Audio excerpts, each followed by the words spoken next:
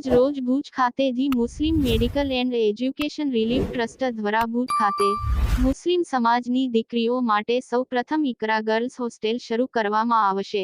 આ hostel girls hostel તારીખ 10 જૂન 2025 રોજ ખુલ્લી મૂકવામાં આવશે। આ ગર્લ હોસ્ટેલમાં ધોરણ 6 થી 12 ધોરણ સુધી વિદ્યાર્થીનીઓ રહી શકશે। આ હોસ્ટેલમાં એક જ કમ્પાઉન્ડમાં રહેવાની અને જમવાની સાથે ભણવાનું પણ એક જ કમ્પાઉન્ડમાં સુવિધાઓ આવેલ છે। આ હોસ્ટેલમાં હાલમાં 200 જેટલા બેડની સંખ્યા છે, તો આવનાર સમય વિદ્યાર્થીનીઓની સંખ્યા વધશે તો આ હોસ્ટેલને વધારે સુવિધાઓ આપશે અને વધારે એડમિશન લેશું તેવો સંસ્થાના ચેરમેન સૈયદ મોયુદ્દીન એડવોકેટને જલાલશા બાવાએ જણાવ્યું હતું।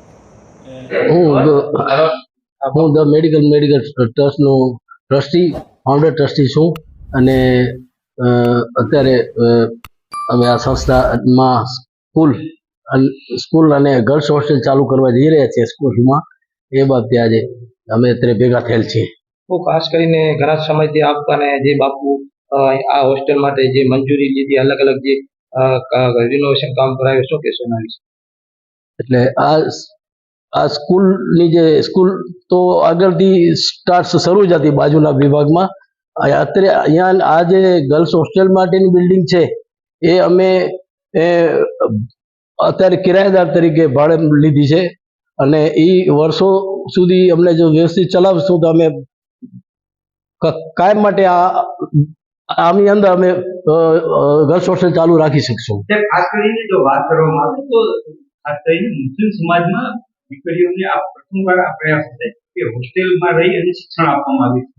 કેટલી દીકરીઓનો આમાં સમાવેશ કરવામાં આવશે અને કયા ધોરણ સુધી એમને ભણાવવામાં આવશે અને કઈ રીતે તમારું ધારાધોરણ રહેશે? અમે ઇન્શાઅલ્લાહ 100 વિદ્યાર્થીઓને આ વર્ષે ભણાવવા માટેનો આમંત્રીએ છીએ અને જો વધુ આવશે તો વધુ પણ છોકરીઓને અમે વધુ સારી રીતે રાખીને ભણાવી શકશું। કયા ધોરણ સુધી? 6 થી 12 ધોરણ સુધી, અને એના ઉપર પણ કોઈ આવશે તો એ લોકોની એ પ્રમાણે અમે વ્યવસ્થા કરશું। સુરક્ષા અને વ્યવસ્થા બાબતે હું છોકરીઓ માટે એટલું કહીશ કે અમે જેમ અમારી દીકરીઓને જેમ સાચવી એ રીતે એ લોકોને સાચો છો, અને આ વિભાગમાં ન કોઈ જેન્ટ્સ આવશે ન કોઈ અન્ય વ્યક્તિ આવશે, એના બધે અમે નીતિ નિયમો અલગ બનાવ્યા છે, એ પ્રમાણે એ લોકોને વર્તવાનું રહેશે। સાહેબ આપનું નામ ને જે આજે 10 તારીખના જે ગર્લ્સ સ્કૂલ ઓપનિંગ થઈ રહી છે, શું કહેશો? મારું નામ સૈયદ મોઇનુદ્દીન એડવોકેટ, હું આ સંસ્થાનો ચેરમેન છું અને આ જલાલ સાહેબ છે એ ફાઉન્ડર છે, સાથે સુરેશ સાહેબ છે અમારા એ હાઈસ્કૂલના પ્રિન્સિપલ છે, ગફુર સાહેબ છે એ પ્રાઇમરીના છે અને સાનિયામાં છે ઇંગ્લિશ મીડિયમના અમારા હેડ છે। શું આયોજન કરવામાં આવ્યું છે અને કેવી રીતે ગોઠવવામાં?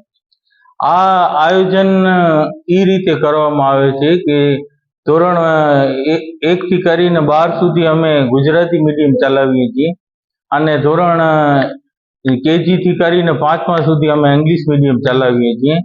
પણ હમણાં જે આ પ્રસંગે આપણે ભેગા થયા છીએ એમાં ઇકરા ગર્લ્સ હોસ્ટેલ અમે ચાલુ કરવા જઈ રહ્યા છીએ, જેમાં ધોરણ 6 થી કરીને 12 સુધીની દીકરીઓ માટે આ ટ્રસ્ટે એક સરસ અને સારી હોસ્ટેલ બનાવેલ છે।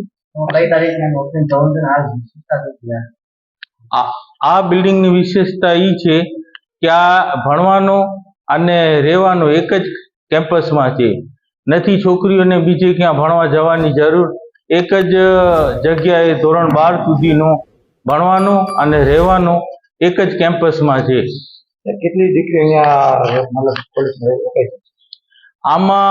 આમ તો અમારી કેપેસિટી 250-300 દીકરીઓની છે, પણ હાલે અમે પ્રથમ શરૂઆત કરીએ છીએ એટલે 100 દીકરીઓ માટે આમાં અમે વ્યવસ્થા કરેલ છે અને શરૂઆત અમે 100 દીકરીઓના એડમિશનથી કરવા જઈ રહ્યા છીએ। ફીનો ધારાધોરણ શું રહેશે અને કઈ રીતે એડમિશન લેવાનું? ફીનો ધારાધોરણ એવો છે કે જે શ્રીમંત લોકો હોય છે એ તો જ્યાં એમને ભણવા જવાનું હોય છે ત્યાં એ પોતે મકાન લઈને રહેવા જતા રહેતા હોય છે, ને ખાસ કરીને અમારા જે મુસ્લિમ સમાજમાં છે દીકરીઓને 6ઠા ધોરણથી ડ્રોપ આઉટ આપવામાં આવે છે અને 6ઠા ધોરણથી પછી આગળ ભણાવવામાં આવતો નથી। એટલે જો ગરીબ હશે દીકરીઓ તો અમે એમને એ રીતે ઉપયોગી થશું અને હાલે અમારી આ જે ફીનો ધોરણ છે એ 45,000 રૂપિયા વાર્ષિક રાખેલ છે. કયા સમાજને? આમાં દરેક સમાજની દીકરીઓ આવી શકે છે, એમાં કોઈ નાત જાતનું બંધન નથી અને બધે દીકરીઓ આમાં લાભ લઈ શકે છે અને દીકરીઓને માટે જ આ અમારો પ્રોજેક્ટ છે.